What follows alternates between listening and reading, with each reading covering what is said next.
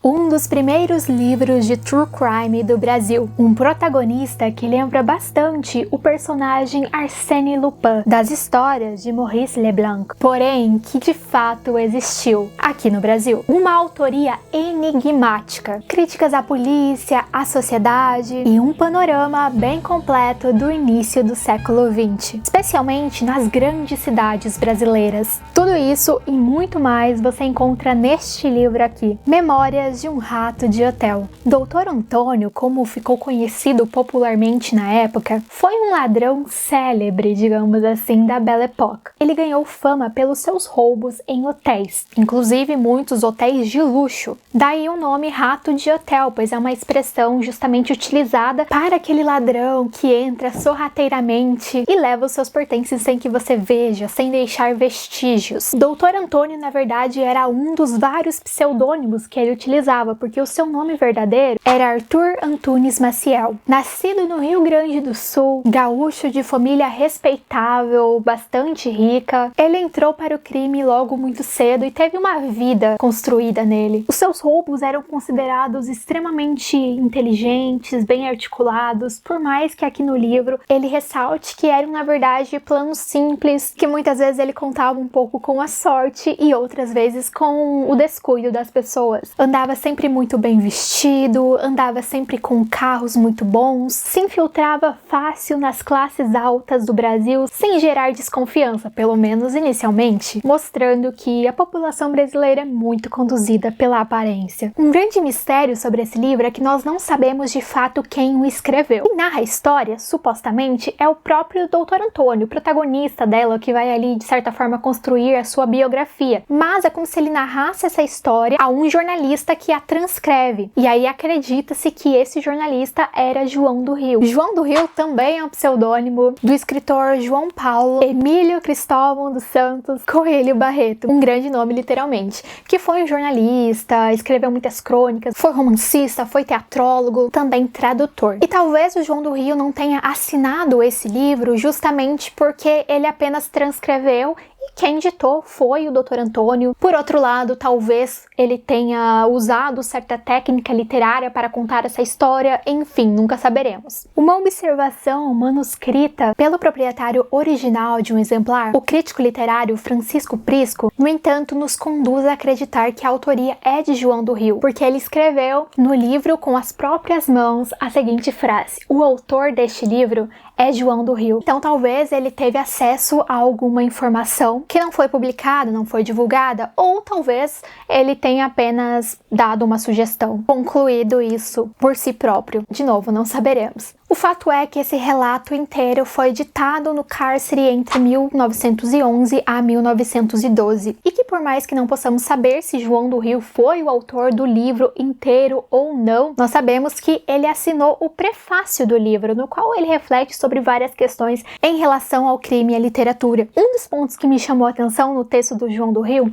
foi quando ele fala da expressão homem representativo, isso dentro do crime. Então ele vai dizer que essa expressão foi criada na Inglaterra e que um grande representativo do crime na Inglaterra foi Jack o Estripador. Não havia um representativo tão forte na vida real, pelo lado do bem, da polícia, digamos assim, criou-se na literatura Sherlock Holmes. E ele vai dizer que no crime brasileiro, o Dr. Antônio, o Arthur Maciel, foi um grande representativo, porque ele de fato conseguia se diferir dos outros criminosos da época, ele era muito esperto, e por mais que ele tenha cometido muitos roubos, aqui no livro você vai ver tantos que em certos momentos você vai se questionar se isso é realmente verdade. No entanto, ele nunca foi pego em flagrante, mas é claro que depois de tantos crimes, as pessoas começaram a desconfiar, a polícia começou a desconfiar, então em algumas situações a polícia o prendeu mesmo sem ter prova alguma. E aí entra uma questão muito paradoxal que é levantada aqui no livro, porque alguns crimes de fato ele cometeu, só que a polícia o prendeu mesmo sem ter nenhuma prova pesado contra ele. Então seria ele injustiçado nesse sentido, já que ele foi preso sem provas? Ou não, porque de fato ele cometeu o crime? Em algumas situações, ele foi de fato injustiçado. Por mais que ele já tivesse cometido tantos crimes, essa fama dele se tornou tão grande que crimes que não tinham sido de autoria dele começaram a ser também atribuídos a ele. Coisas que eram impossíveis de ter sido feitas por ele, porque ele estava em um lugar, o crime aconteceu em outro, só que mesmo assim, como as pessoas achavam que ele era muito inteligente, às vezes atribuindo até certa inteligência que ele nem tinha, acabavam acreditando que ele deu um jeito, que ele arquitetou um plano e que era ele sim. Nisso ele também vai relatar aqui no livro que em alguns momentos a polícia fez com que ele confessasse crimes que não eram de autoria dele. Algumas vezes por meio da violência, outras vezes por meio de ameaças verbais, principalmente no fim da vida dele, quando ele já se encontrava um pouco doente, então ele tinha certo medo de sofrer alguma coisa ali na prisão. E por ele ser diferente, por ele ter essa esperteza, muitas pessoas torciam para que ele não fosse pego.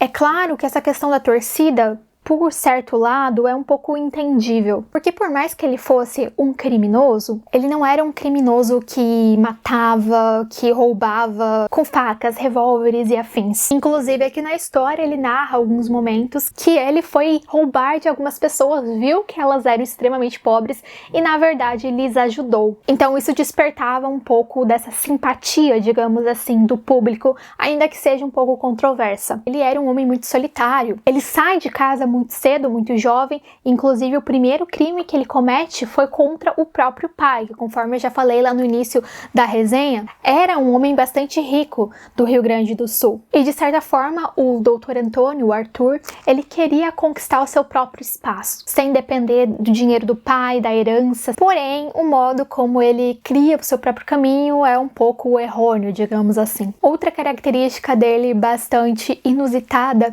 é que por mais que ele fosse muito centrado, tivesse ali um grande conhecimento para agir de maneira rápida, esperta nos seus crimes, ele era um homem que se apaixonava muito fácil e que entrava em várias enrascadas por causa de mulheres. Então aqui, além de ele descrever muitos dos seus crimes, ele também vai descrever muitas das suas paixões, das mulheres que passaram na sua vida. Algo que eu achei muito interessante, muito curioso aqui, de certa forma um crossover, foi quando ele se fingiu que era um oficial e vai até a polícia, se passando por essa figura importante de outro estado, portanto eles ali da localidade não o conheceriam, dizendo que ele queria visitar um outro criminoso, o Michel Tradi. Michel Tradi, se vocês minimamente se interessam por crimes, no sentido de conhecer a história, vocês já ouviram falar. O Michel Tradi foi acusado por ter assassinado o empresário Elias Farrá, que era casado com a Carolina, a mulher pela qual Michel Tradi estava apaixonado. E na época, o Brasil meio que ficou mais do lado do Michel Tradi, o assassino, do que do Elias Farrá. Foi uma situação muito controversa, porque a Carolina era extremamente jovem, bonita, e o Elias Farrá já era bastante velho, tratava ela mal. Então o público viu nisso uma justificativa. E as pessoas acompanhavam o desenrolar desse caso como se fosse uma novela, ignorando o fato de que eram pessoas reais, de que aquela vítima, o Elias Farrá, não morreu somente naquela ficção que era apresentada pelos jornais, mas ele morreu na vida real. O envolvimento da Carolina ou não, no caso, nunca ficou muito certo, mas o fato é que eles trocaram cartas, Michel Tradi escreveu poemas, e ele era um homem muito mais jovem e tudo mais, então a população acabou meio que se compadecendo da história de amor, ou da suposta história de amor dos dois. E Michel Tradi era também um intelectual, apreciava, gostava, escrevia literatura. E o Dr. Antônio também vivia ali na vida do crime e tinha certos ares intelectuais, até porque ele teve um bom background de educação inicialmente. Então ele vai conhecer o Michel Tradi. Também é dito que perto da cela do Michel Tradi ficava a cela do Elisário Bonilha, que era o marido da professora Albertina, que faz parte de um outro caso criminal muito conhecido no Brasil, histórico, foi o crime da Galeria de Cristal. Eu já falei desses casos por aqui no canal, porque eles aparecem em um livro chamado Crimes à Moda Antiga, de Valence Xavier, que eu já resenhei, e deixarei os links deles ali no primeiro comentário fixado para vocês verem depois. Eu achei muito curiosa essa visita que ele faz a esta prisão, mas como Elisério Bonilha não era ali uma figura muito interessante, digamos assim, ele acaba visitando somente o Michel Trad. O livro tem cerca de 280 páginas, mas ele tem um espaçamento muito bom. Ele é bem pequenininho aqui, conforme vocês podem ver, tamanho da palma da minha mão. Então é uma leitura muito rápida, muito fluida. E eu gostei bastante de ter lido para conhecer um pouco mais da literatura policial nacional e também dessa época do Brasil. Há muito tempo não há novas edições desse livro, espero que algum dia saia uma nova, então acredito que vocês não conseguem encontrar na Amazon, mas na estante virtual vocês ainda acham alguns exemplares. É isso por hoje, espero que tenham gostado do vídeo, curtam se gostaram e vejo vocês no próximo.